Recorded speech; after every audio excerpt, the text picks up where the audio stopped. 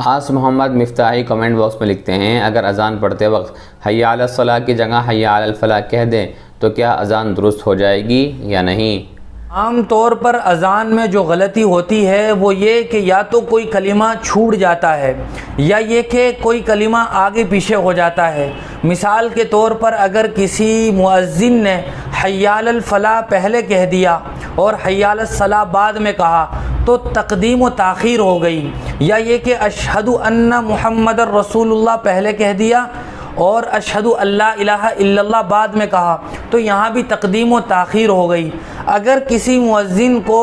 अज़ान के बाद फ़ौरन याद आ जाए या ये कि अज़ान के दरमियान में ही याद आ जाए, जो जहाँ से तरतीब गलत हुई है वहाँ से बकिया तमाम तर कलिमात का इआदा कर ले